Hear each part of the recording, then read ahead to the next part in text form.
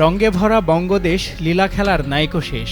সামাজিক যোগাযোগ মাধ্যমে এমন ছন্দ দিয়ে লেখা পিরোজপুর মাদক নিয়ন্ত্রণ কর্মকর্তার সঙ্গে এক খোলামেলা নারীর মাদক সেবনের দৃশ্য ভাইরাল হয়েছে।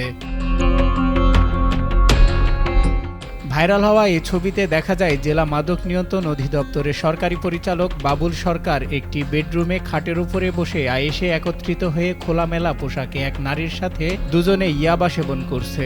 এ সময় তারা পৃথক দুটি পাইপের মাথায় নেশা জাতীয় দ্রব্য লাগিয়ে সেবনেও মত্ত রয়েছে। এ বিষয়ে মাদক নিয়ন্ত্রণ অধিদপ্তরের সহকারী পরিচালক বাবুল সরকারকে ফোন দিলেও তাকে পাওয়া যায়নি, এমনকি তার কার্যালয়ে গিয়েও তাকে পাওয়া যায়নি। অফিসের অন্য কর্মকর্তা কর্মচারীরাও এই ব্যাপারে কিছুই বলতে রাজি হয়নি। আমি এই যে দেখলাম একজন সাংবাদিক, যে আপনারা অনেকেই সাংবাদিক আসেন, তারা দেখাইছিল। এর আগে আমার খালা মারা গেছে, আমি গতকাল ছুটিতে ছিলাম, রাতে আসছি।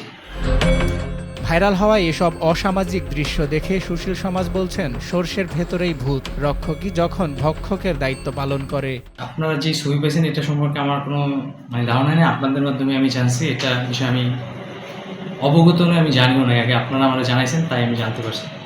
এইটুকু, আপনারা যতটুকু জানেন আমিও ঠিক ততটুকু। এই বিষয়ে জেলা প্রশাসক মোহাম্মদ আশরাফুল আলম খানের কাছে জানতে চাইলে তিনি বলেন, বিষয়টি আমার নজরে আসেনি, খোঁজ নিয়ে আইনানুগ ব্যবস্থা নেওয়া হবে।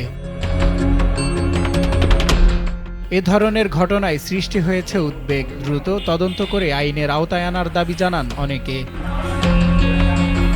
সজল বিশ্বাস, নিউজ ডেস্ক, দেশ টিভি।